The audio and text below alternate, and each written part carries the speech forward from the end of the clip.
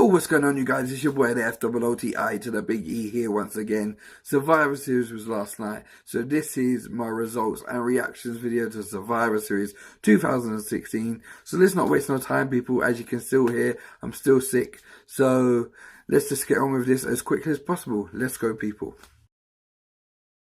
First up, you had Raw versus SmackDown women's match.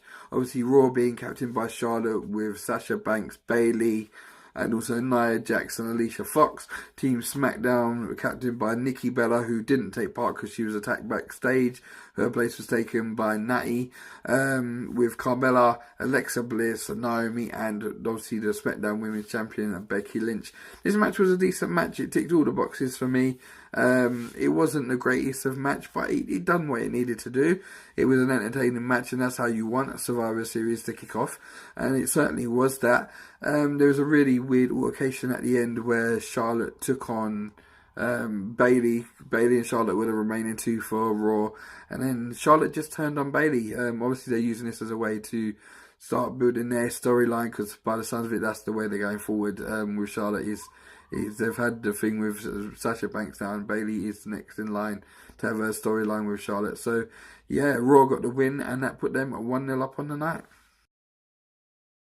Next up, I want to talk about the match between The Miz and also Sami Zayn for the Intercontinental title. Obviously, when I first done my predictions video, Dolph Ziggler was still the champion, and I predicted that Sami Zayn would get the win.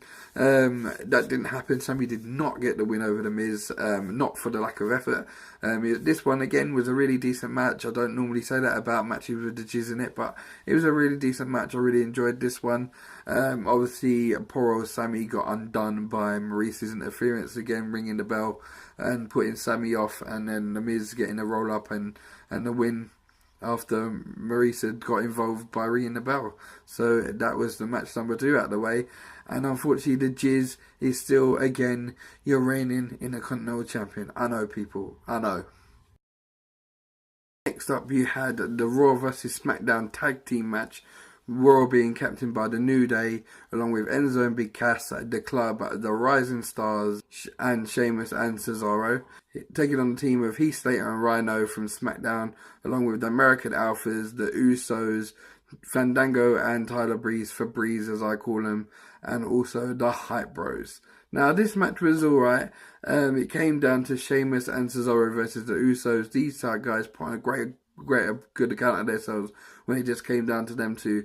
It was actually alright. For a moment, I thought the Usos were going to get the win, but Team Raw prevailed again, as I predicted they would. I did predict that Raw would win, and that's exactly what did happen, unfortunately.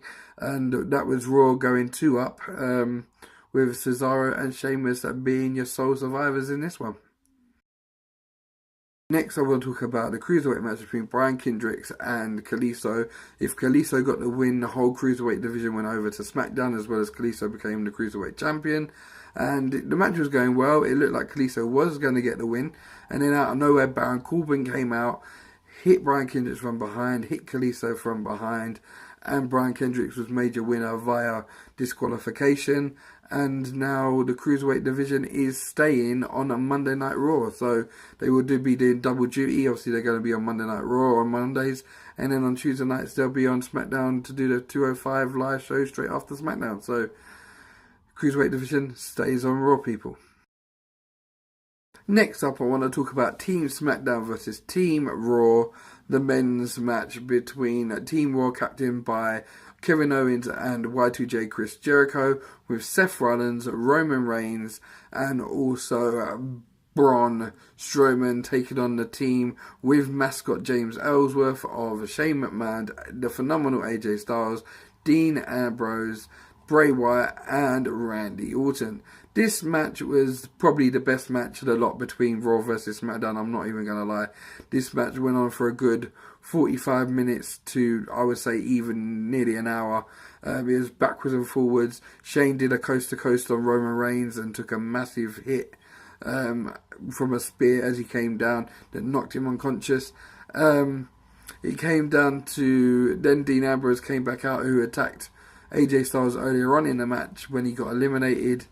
He attacked AJ Styles. He came back out again, attacked AJ Styles again, but teamed up with his former Shield members. The Shield then done a 3-on-1 and put AJ through the table, which then led to AJ getting eliminated. It came down to 2-on-2 in the end. Seth and Roman Reigns taking on the Wyatts.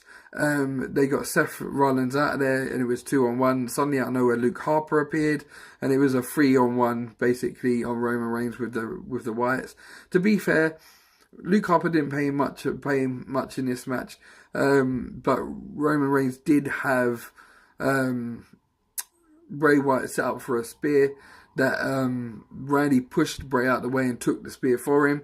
And then as Roman got up, he walked straight into Sister Abigail. And Team SmackDown, as I predicted, with Team SmackDown winning the men's match, actually got the win to make it 2-1 on the night for Team Raw.